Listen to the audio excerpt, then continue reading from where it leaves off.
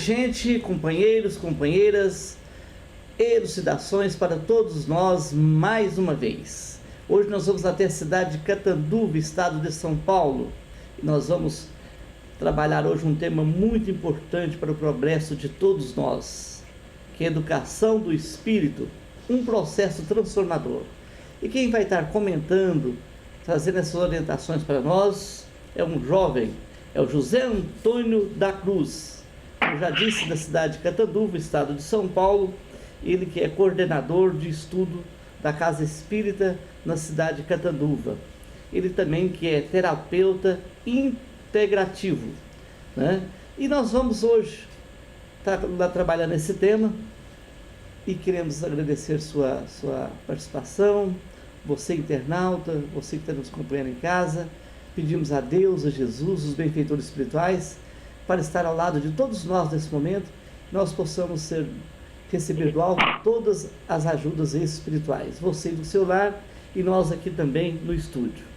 José Antônio da Cruz, seja bem-vindo em Uberlândia e seja bem-vindo também para o mundo. Boa tarde. Olá, Mauro, eu que agradeço, a vocês aí do Elucidações Espíritas por ter feito esse convite para mim.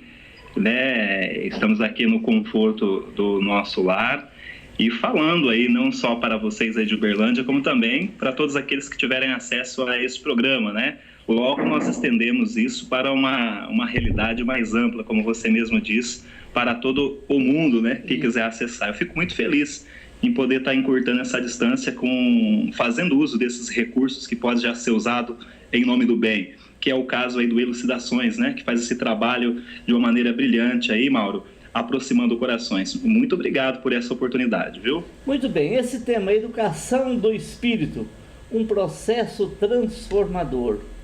Educação do espírito, que nossa matéria e espírito, Certo. Existe a escola para orientação, para ensino, existe a outra educação.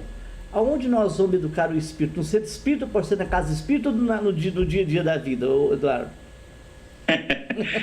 Realmente, é uma pergunta interessante, Quando nós partimos desse conceito de educação, logo nós vamos ter que encontrar então aquele que seria o educador, não é? Dentro de um conceito acadêmico, e vulgar, ou seja, popular, nós vamos conhecer esse processo de educação como responsabilidade da instituição educativa, no caso a escola, Mas nós vamos um pouco mais longe, não com relação somente àquilo que compete à instrução, que é para a nossa construção intelectual, para que nós possamos nos tornar aptos, para conviver de acordo com o mercado exige, vamos dizer assim, e dentro do básico, dentro das linhas gerais de conhecimento. Mas nós queríamos falar aqui da questão educação do espírito num sentido mais profundo e mais amplo, naquilo que nós devemos buscar na educação a partir das fases iniciais da criatura. Para isso, nós deveríamos chamar no cenário aqueles educadores que se comprometeram com estas almas, Os pais. Teríamos de falar também do núcleo família, Apostar então na educação informal, aquela que deve formar a criatura para que este chegasse então, ou pudesse chegar, no ambiente escolar, aquele ambiente que vai nos instruir, preparar o nosso intelecto, para que nós pudéssemos chegar nesse ambiente pelo menos educados, Essa é uma linha de raciocínio geral, apenas para nós darmos aqui início ao nosso bate-papo. Mas onde surge então a necessidade de falarmos de educação do espírito? Quando eu me deparei com a questão 792 de O Livro dos Espíritos e 793, uma grande dúvida me veio à mente, até porque a questão 992, quando Kardec pergunta, ora, já que nós já sabemos, ou seja, temos notícia do bem, vou falar com as minhas palavras, viu, Mauro? Por que nós não colocamos em prática? O que nos impede, E aí os espíritos vão responder. O que impediria é que vocês ainda não estão prontos, mas logo após a vírgula vem algo muito interessante, e nem dispostos. Então isso me chamou bastante atenção. Se nós não estamos prontos Ora, se nós estamos lendo o Livro dos Espíritos, é muito natural que eles estão tratando do quê? De assuntos acerca da nossa espiritualidade. Então, nós não estamos prontos com relação a esta educação espiritual, educação do espírito, que realmente, conforme os espíritos convidaram Allan Kardec, não é? Quando este estava fazendo ali as perguntas referente à questão da intervenção dos espíritos no mundo corpóreo, e então os espíritos o convida a avançar nesta ciência do infinito, a progredir na ciência do infinito, para que Kardec também pudesse entender tudo aquilo que estaria sendo tratado ali, não é?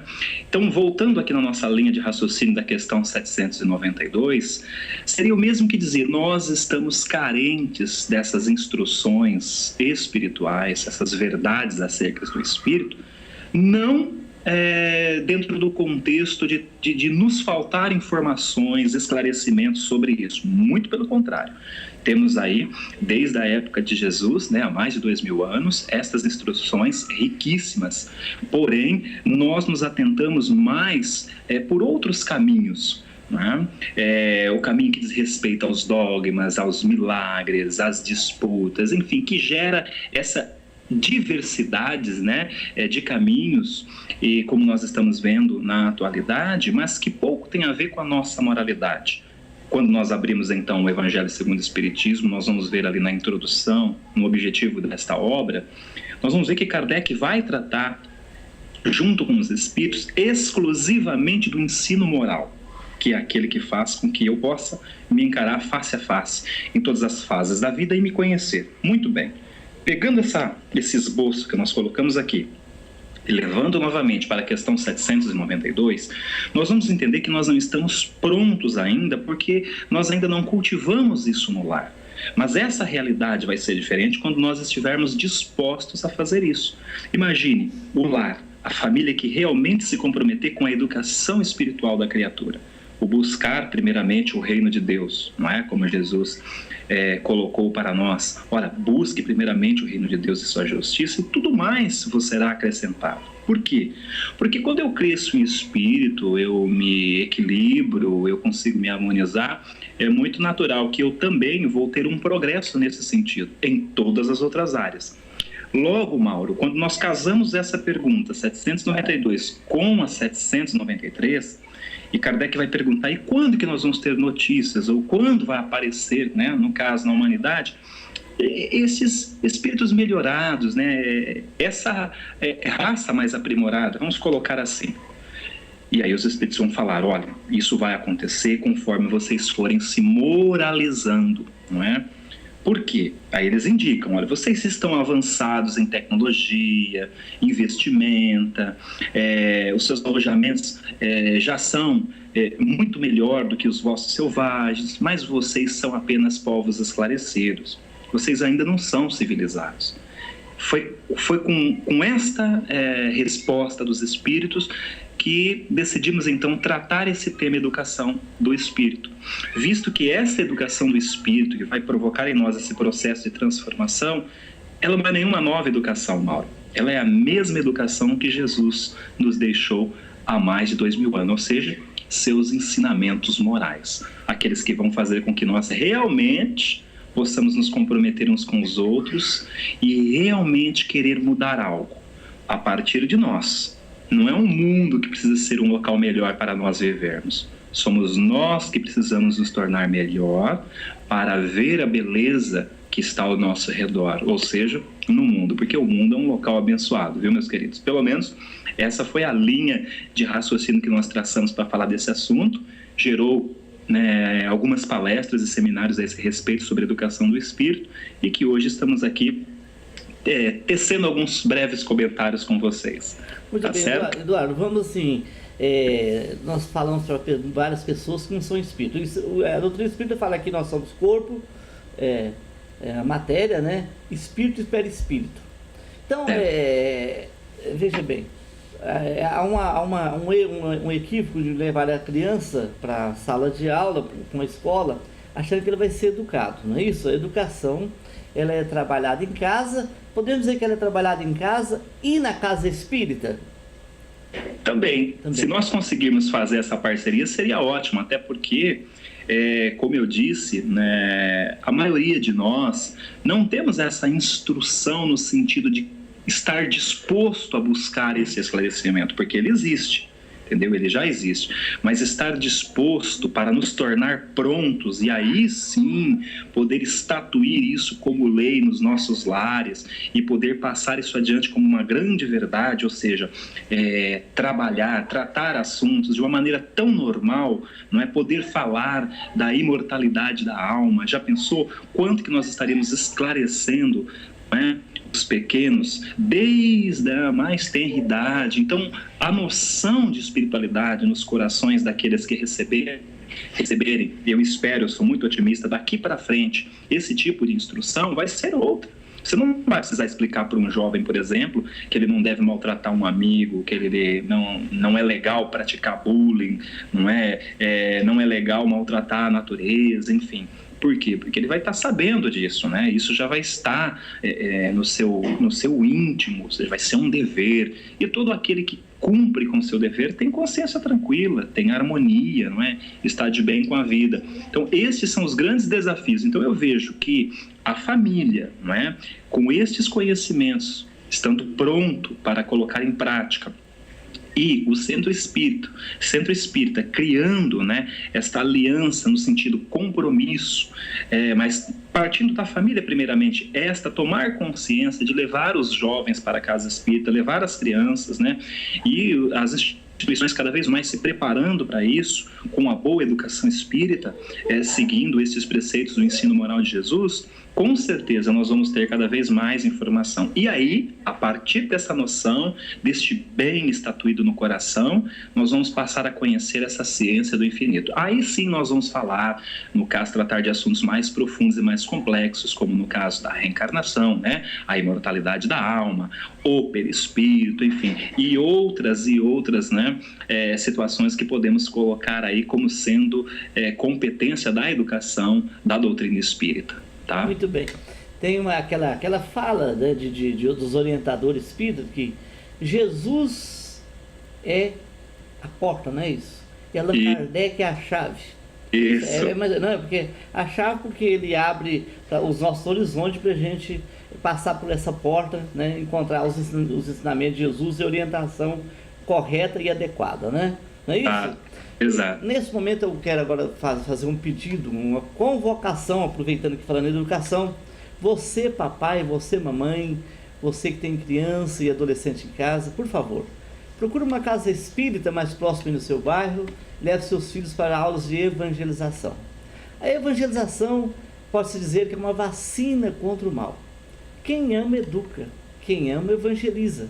Leve seus filhos para receber Jesus, orientações adequadas, bem colocada para suas crianças, para que eles possam ser amanhã homem de bem. Estamos precisando muito, né, de pessoas educadas e evangelizadas, e a Casa Espírita oferece essa evangelização de graça, não se cobra nada, não tem dízimo, e você, papai e mamãe, pode ainda ficar em outra sala ali, aguardando seus filhos, ouvindo também orientações de um grupo familiar. Procure então uma Casa Espírita mais próxima do seu bairro e faça o investimento do seu filho.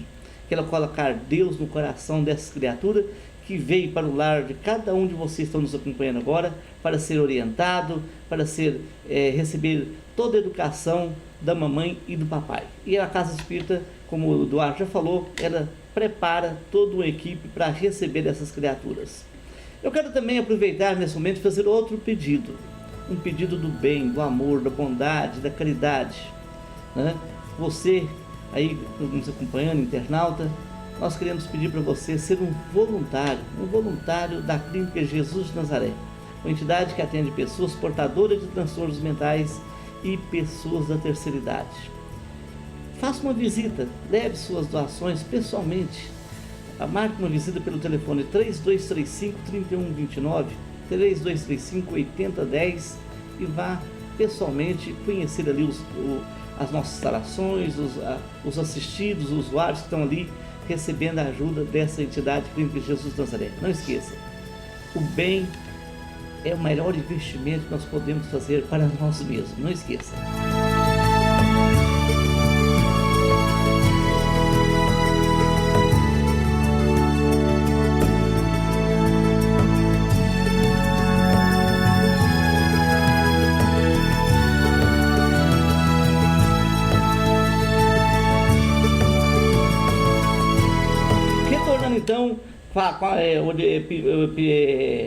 entrevistando, né, o nosso amigo o José Antônio da Cruz, da cidade de Catanduva, com um tema excelente, né? Que é educação do espírito, um processo transformador. Qual que é o nosso objetivo aqui na Terra? Não é melhorar, melhorar e melhorar. Então, é esse mesmo, né? Educar, educar, educar. Muitas vezes a gente passa por uma vida toda aqui vegetando, não trabalha para nos transformar. Qual conselho você passaria para a pessoa que entra ano e sai ano, está do mesmo jeito, não melhorou nada? Esse não está educando o espírito, tá, Eduardo? Não está, porque nós estaríamos aí nos acomodando, não é? Aceitando uma visão muito limitada. Qual é essa visão? Aquela que eu tenho uma natureza e pronto, e você tem que se adaptar a essa natureza. Nós fomos educados dentro de um conceito que diz assim: tem de estar bom assim, porque está bom para mim. E se você está incomodado, então que se mude. É uma pena, não é? Porque quem se baseia dentro desse sentido, logo vai perceber uma existência sem grandes significados existenciais, no sentido de não ter conquistado para si grandes proveitos com relação à sua autodescoberta. Buscar se conhecer é o principal objetivo, né, de estarmos aqui novamente, porque à medida que vamos nos conhecendo, vamos entendendo as nossas tendências, vamos sabendo, agora sim vale dizer, vamos sabendo o porquê desta natureza, o porquê é tão difícil para mim mudar, o porquê é tão difícil para mim abrir mão dos meus costumes, dos meus hábitos que estão enraizados, e por isso eu acredito que tem de ser do meu jeito, e se você não estiver satisfeito, deve então se retirar. Só que isso vai causando em nosso espírito, um desconforto muito grande. Vai gerando o que chamamos de desarmonia. Tá? Por quê? Porque nós não estamos agindo de acordo, não é, com um pensamento fraterno, não é? Aquele pensamento em que eu devo agir em comum acordo com o outro, não fazer ao outro aquilo que eu não desejo que seja feito a mim. Só que às vezes nós confundimos esta colocação de Jesus. Achamos que eu não devo, por exemplo, prejudicá-lo, mas no sentido aquele prejudicar que eu posso palpar, ver, que é visível, né? Mas não. Este prejudicar, ele começa a partir do momento que eu tiro a tranquilidade do outro. Como assim? Nós vamos encontrar, por exemplo, Pedro 17 do Evangelho dos Sete Perfeitos, lição de número 7, o dever. Esta lição, ela vai colocar para nós preceitos muito ricos de como devemos agir, no sentido de nos tornar um homem de bem para nós, para o mundo em que vivemos e para o outro. E o que isso vai proporcionar? Vai fazer com que eu viva em harmonia com essa corrente fraterna de pensamentos bons, de boas vibrações, ou seja, das vibrações do Evangelho. É o discípulo se esforçando para alcançar este patamar. Quando nós lemos a obra Nosso Lar, por exemplo, vou dar uma dica. Nós vamos encontrar através, não é, das orientações. Por que estou dizendo através? Porque é através dos olhos de André Luiz, não é? Então ele está passando para nós uma noção de como é a vida no mundo espiritual e de como ele agiu aqui para chegar lá de tal forma. Quando nós chegamos na lição 4, por exemplo, há uma informação do médico espiritual, né? Henrique de Luna, quando vai analisar o caso de André Luiz. E ele vai deixar apontamentos muito ricos para nós nesse sentido da sua pergunta, Mauro. Ele vai analisar o André Luiz e vai dizer que ele realmente desencarnou, vitimado pelo suicídio inconsciente, não é? Mas que um dos grandes fatores que agravou muito o problema dele aqui na Terra, enquanto encarnado, era o temperamento de André Luiz. Como assim? Ele agia para com o outro de maneira, por exemplo, que ele não desejava que agissem com ele. O que ele fazia? Ele agia fora das leis do princípio de fraternidade mental. Ele provocava discórdia no seu falar, Como que é isso? É aquela maneira que eu tenho de falar, aquela maneira onde eu acho que eu sou dono da verdade, né? Aquela intemperança, aquele gênero irônico, aquela forma onde eu quero sempre dominar, então eu acabo ferindo o outro com os meus gestos, com os meus atos, com minhas palavras. É muito natural que quem me ouve falando assim, ele se sente incomodado, ele se sente ferido, ou magoado, ou frustrado, não é? E nesse momento ele remete para mim ondas mentais muito perniciosas, muito natural, que eu estando nessa frequência eu vou receber. Era isso que o Luiz estava orientando André Luiz. Olha, André, você recebia essas frequências de mentes que estavam nessa vibração doentia, e isso agravou muito o seu estado de saúde. Aí ele vai orientar: quem diria que o seu modo particular de conviver iria fazer com que agravasse sua doença, ao ponto até de vir ao desencarne. Então André Luiz vai descobrindo que ele está diante de um outro sistema de julgamento das faltas cometidas. Pergunto a você, Mauro, né, e é uma dica que eu deixo a todos: já imaginou se nós soubéssemos, né, se nós tivéssemos consciência realmente, mas despertar, porque a instrução nós já temos, deste instrumento, né, deste recurso que carregamos, deste meio que registra estas mínimas faltas? Então nós tomaríamos mais cuidado no trato para com o outro, porque é na consciência que tudo fica registrado. Então André Luiz está diante de sua própria consciência fazendo essa autoanálise, tá? Então quando nós vemos essa questão que foi colocada de pessoas que resistem à mudança, e nós somos muito resistentes, logo nós vamos então entender que vai haver neste processo para o nosso autoaperfeiçoamento, para promover essa transformação, né? Por isso que o tema é Educação do Espírito, para promover essa transformação interior, muitas vezes, pela minha natureza ser assim, não abrir mão do jeito dela, muitas vezes vai ter que desencadear na minha vida um processo até de sofrimento, para que eu realmente possa reavaliar os meus caminhos, os meus passos. E à medida que isso vai acontecendo, eu também vou passando a me autoeducar. E aqui vem o grande pulo do gato, como eu costumo dizer: não só me autoeducar, como também transmitir, né, refletir essa luz para todas as consciências que estão à minha volta. E aqui vale os dois planos da vida: o visível, que é o nosso material, e o invisível, né, o mundo dos espíritos. Tá? Eduardo, José Antônio, é o seguinte, tem pessoas que ficam assim: caramba, eu nasci assim, vou morrer assim, né? Meus pais foram assim, foi isso que eu recebi de orientação. Vale a pena eu querer mudar, né? Não vale a pena muito, né? Vale. Mudar de atitudes, mudar de maneira de ser e de agir, isso é muito importante. Ninguém pode ficar assim, achando que herdou, né, aqueles conceitos, né? A gente tem que aquela mente cristalizada, porque nasci assim e vou morrer assim. Esse aí já assinou sua sentença de não crescer, não progredir. Seria assim, ô Zé Antônio? Exatamente. Essa é a popular síndrome de Gabriela, né? Eu nasci assim, eu sou assim, eu morro assim. Mas como eu disse, isso nos rotula a uma existência sem grandes significados existenciais. Porque você limitou-se, né? Você acredita que realmente não pode fazer nada.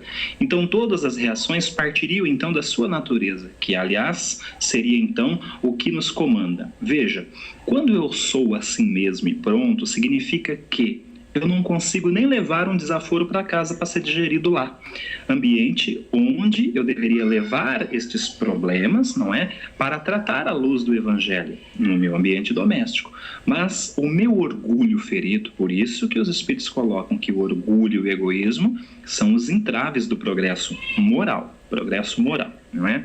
É muito difícil um orgulho ferido sair do local onde ele foi ofendido para poder trabalhar estas questões em casa. Muito pelo contrário, a sociedade espera o revide, não é? Como eu fui educado desta maneira, a achar que o mundo é dos espertos, é muito natural que se eu sair em silêncio, eu vou estar o quê? entregando os pontos, ou seja, perdendo, não sendo tão esperto, deixando alguém tirar vantagem. Então, o melhor é aquele que consegue se sobressair, não importa como, mas se sobressair, né? Mas nós vemos que não é bem assim. Nós vemos que determinadas atitudes depois geram grandes sofrimentos, e seria bem melhor se eu conseguisse me autocontrolar, se eu tivesse domínio dessas emoções, e não estas emoções terem domínio por mim. Veja, quando eu não consigo levar um desaforo para casa, significa que minhas emoções me dominaram. Não sou eu que mando em meu mundo interior, mas sim esses sentimentos, né, ainda inferiorizados, que geram estas emoções, que faz com que eu o agrida. Eu não consigo sair dali para tratar, para refletir sobre o porquê que você me agrediu, né? O que faz você ser assim? Qual é a parte em você que exige, né, que você tire vantagem sempre? Muitas vezes nós vamos estar diante de uma situação de aprendizado, mas a pergunta é: eu tenho olhos de ver, ouvidos de ouvir, para estar pronto para aprender? Muitas vezes não, não é? Como eu disse, essa própria questão da sociedade a qual fomos educados exige que eu dê uma resposta, e de preferência imediata, não é? Porque nós estamos vivendo nessa época do imediatismo, tudo para ontem, sem pensar, não importa os resultados de amanhã, se não der certo, descarta, e isso acaba deixando uma convivência sem valores, não é? Nós não tiramos a riqueza que precisamos tirar dela. Então eu digo, se temos essa dificuldade para lidar com a nossa natureza, vamos começar a nos aprimorar, pouco a pouco, para poder realmente ser dono das nossas emoções. Muito bem, José Antônio da Cruz, agradecemos a sua participação. Em outro momento vou falar com você novamente, para você fazer para nós, trazer outro tema para nós. Tudo bem, companheiro? Eu agradeço, Mauro, a você, a toda a equipe aí do Elucidações Espírita, né, essa cidade maravilhosa aí de Uberlândia. Agradeço mesmo esse povo mineiro que nos recebe com tanto carinho, né? E hoje, em especial, estamos aqui no conforto do nosso lar, né, estreitando esse laço por meio deste recurso aqui, né, que é a tecnologia, que faz com que nós possamos levar, né, este ensinamento, né, que chega até vocês aí através net, né? Muito bacana isso. Um abraço. Agradeço, um abraço para vocês também. Muito obrigado. Muito bem. Gente, olha, retornaremos, se Deus quiser, na próxima semana. Fique com Deus. Um forte abraço.